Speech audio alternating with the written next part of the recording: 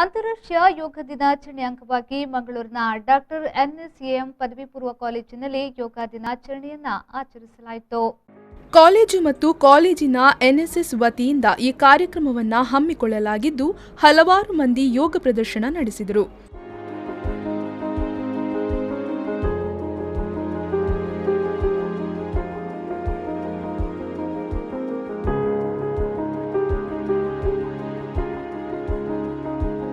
ಕಾರ್ಯಕ್ರಮದಲ್ಲಿ ಮುಖ್ಯ ಅತಿಥಿಯಾಗಿ ಮಾತನಾಡಿದ ಪತಂಜಲಿ ಯೋಗ ಶಿಕ್ಷಣ ಸಮಿತಿಯ ಮುಖ್ಯ ಶಿಕ್ಷಕ ಜನಾರ್ದನ್ ರವರು ಪ್ರಧಾನಿ ನರೇಂದ್ರ ಮೋದಿಯ ಆಶಯದಂತೆ ಪ್ರತಿ ವರ್ಷವೂ ಯೋಗ ದಿನಾಚರಣೆಯನ್ನ ಮಾಡಲಾಗುತ್ತದೆ. ಇದರಿಂದಾಗಿ ಭಾರತೀಯ ಮೂಲದ ಯೋಗ ಇಂದು ಅಂತಾರಾಷ್ಟ್ರೀಯವಾಗಿ ಮನ್ನಣೆ ಪಡೆಯಲು ಸಾಧ್ಯವಾಗಿದೆ ಎಂದರು.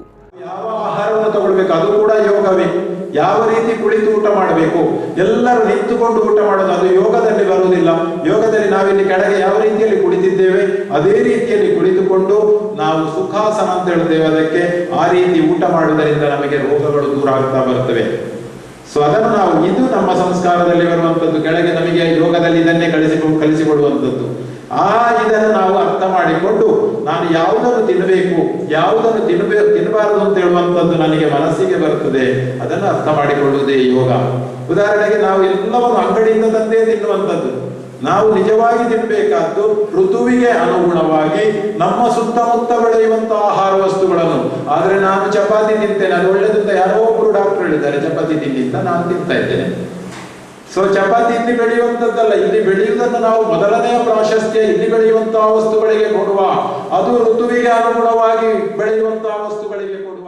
ಕಾಲೇಜಿನ ಪ್ರಾಂಶುಪಾಲ ಡಾಕ್ಟರ್ ನವೀನ್ ಶೆಟ್ಟಿ ಮಾತನಾಡಿ, ಯೋಗವು ವ್ಯಕ್ತಿಯ ಮಾನಸಿಕ ಮತ್ತು ದೈಹಿಕ ಬೆಳವಣಿಗೆಗೆ ಸಹಕಾರಿಯಾಗುತ್ತದೆ.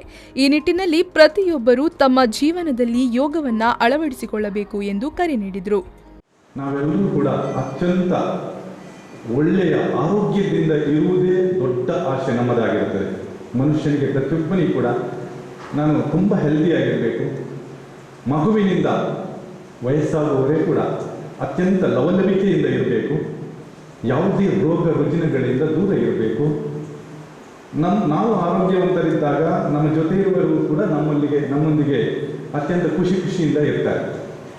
ಸೊ ಅಂತಹ ಒಂದು ಖುಷಿಯಿಂದ ಇರಬೇಕಾದ್ರೆ ಅದಕ್ಕೆ ಏನು ಆಯ್ಕೆ ಕೇಳಿದರೆ ಅದು ಯೋಗ. ನಮ್ಮ ಮನಸ್ಸು ಮತ್ತು ಬುದ್ಧಿಶಕ್ತಿಯನ್ನು ಜೋಡಿಸಿಕೊಂಡಿರುವುದೇ ಮತ್ತು ನಿಯಂತ್ರಣದಲ್ಲಿರಿಸಿಕೊಳ್ಳುವುದೇ ಒಂದು ಯೋಗ. ಈ ಒಂದು ವಿಶೇಷ ದಿನದಂದು ನಮ್ಮ ಪ್ರಧಾನಮಂತ್ರಿ ಮೋದಿಜಿಯವರು ಆರಂಭಿಸಿದಂಥ ಒಂದು ಅತ್ಯುತ್ತಮ ಕಾರ್ಯಕ್ರಮದಲ್ಲಿ ಇಂದು ಜೊತೆ ಸೇರಿದ್ದೇವೆ. ಕಾರ್ಯಕ್ರಮದಲ್ಲಿ ಪತಂಜಲಿ ಯೋಗ ಶಿಕ್ಷಣ ಸಮಿತಿಯ ಯೋಗ ಬಂಧು ಭುಜಂಗರಾವ್, ಮನಸ್ವಿ, ಮೀರಾ ಫ್ಲಾರೆನ್ಸ್ ಗ್ರಾಸ್ತಾ, ಸಂಧ್ಯಾ, ಶ್ರುತಿ ಉಪಸ್ಥಿತರಿದ್ದರು. ಶರತ್ ಸಾಲ್ಯಾನ್, ವಿ4 ನ್ಯೂಸ್, ಮಂಗಳೂರು.